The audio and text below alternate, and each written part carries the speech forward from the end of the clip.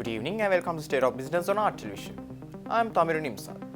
Let's have a look at the headlines.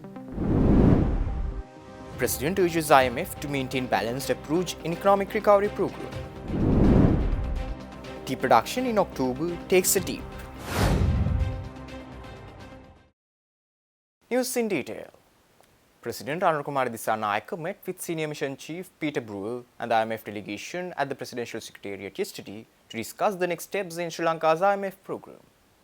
During the meeting, the President emphasized the need for a balanced approach that considers the hardships faced by citizens. The President reaffirmed his government's commitment to collaborating with the IMF to advance the country's economic recovery. He highlighted his administration's mandate to prioritize public welfare, focusing on critical areas such as combating child poverty, addressing malnutrition, and supporting differently abled individuals. The IMF delegation congratulated the President on his decisive electoral victory, expressing optimism for strengthened collaboration. However, they noted underutilization of social spending allocations in the past.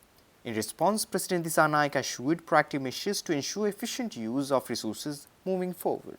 The President reiterated his administration's commitment to combating corruption by implementing stringent laws and enhancing transparency and accountability through strengthened legislative and institutional frameworks.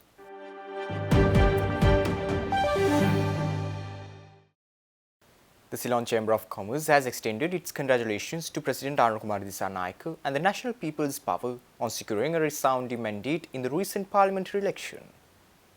In a statement, the Chamber noted that it reflects the people's expectations for governance rooted in democratic values, anti-corruption and economic revitalization. As Sri Lanka's premier business chamber, the Ceylon Chamber expressed its readiness to collaborate with the government to achieve economic stability, inclusive growth and sustainable development. The Chamber also commended the Election Commission and other state institutions for ensuring a peaceful and transparent election process.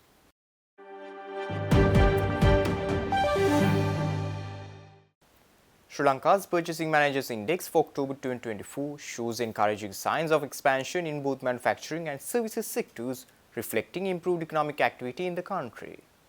The manufacturing PMI rose to 58.1 in October, and the services PMI recorded a value of 60.3, signaling continued growth. The manufacturing PMI increase was driven by seasonal demand and increased activity across key sub-indices such as new orders and production, especially in the food and beverage sector. Employment and stock of purchases also saw month-on-month growth. However, supplies delivery times remained lengthened, albeit at a slower rate. The outlook for manufacturing remains positive, supported by optimism for the upcoming festive season. Financial services led the expansion of the services PMI, bolstered by favorable interest rates that spurred lending activities. Sectors such as education, retail, real estate and insurance also experienced notable improvements. However, IT programming and broadcasting saw a decline, while sectors like accommodation and telecommunications remained stable. Employment in services dipped, but expectations for business activities over the next 3 months remain highly optimistic due to favorable macroeconomic conditions.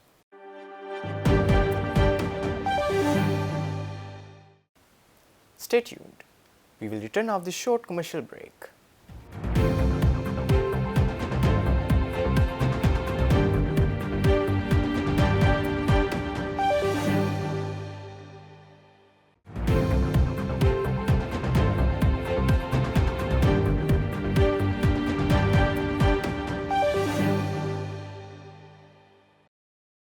Welcome back after the break.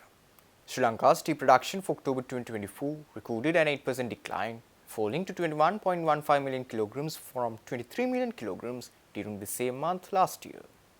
This drop was observed across all elevations. However, compared to October 2022, the production for this year showed an 11% improvement, adding 2.16 million kilograms. Cumulatively, tea production for the first 10 months of 2024 reached 217.65 million kilograms, a modest 0.5% increase over the same period last year. Medium and low grown contributed to this gain, while high grown posted a negative variance. When compared to 2022, the year-to-date production for 2024 reflects a 3% rise, producing nearly 5.89 million kilograms more. Except for high grown, all elevations recorded positive variances during this period. Despite the challenges, Sri Lanka's tea industry continues to demonstrate resilience.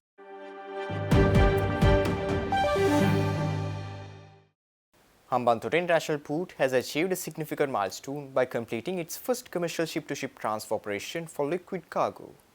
This marks a major step in the port's journey to becoming a key player in liquid cargo handling within the region. The operation was carried out in partnership with Singapore-based Shipload Maritime and involved transferring 3,170 metric tons of liquefied petroleum gas. HIP's Deputy General Manager of Commercial and Marketing, Bindu Ranasinghe, highlighted the port's readiness to meet increasing demand for liquid cargo handling efficiently and cost-effectively. The port CEO, Wilson Koo, emphasized HIP's commitment to enhancing Sri Lanka's global maritime reputation, ensuring safety and innovation in all operations, and elevating the country's standing on the world maritime map.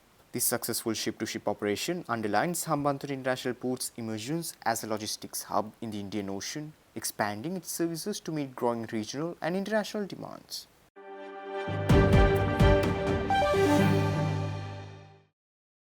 The South Asian Federation of Accountants held its annual Best Presented Annual Report Awards in Colombo, hosted by the Institute of Chartered Accountants of Sri Lanka recently.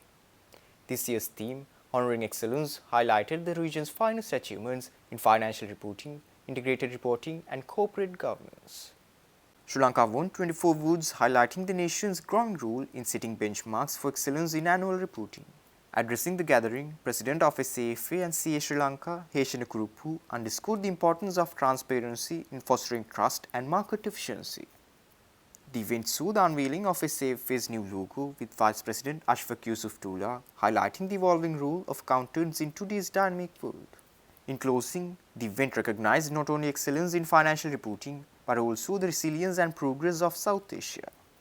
As keynote speaker Arjuna Herath said that this region has overcome challenges time and again, and collaboration will catalyze economic advancement.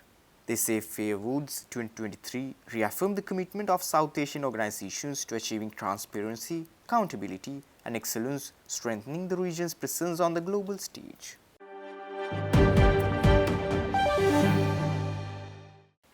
Stay tuned for such an update.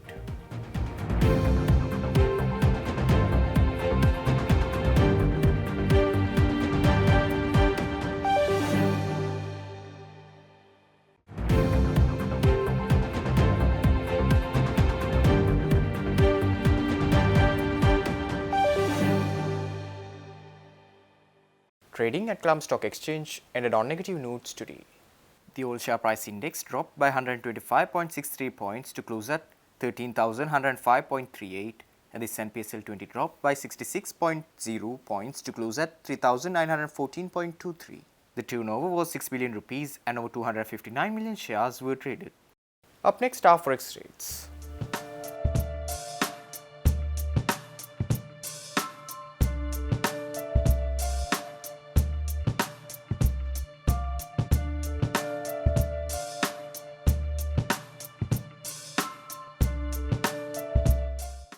That's all our news for today. For this and more, subscribe to our channel on YouTube and follow us on Facebook. Take care and good night.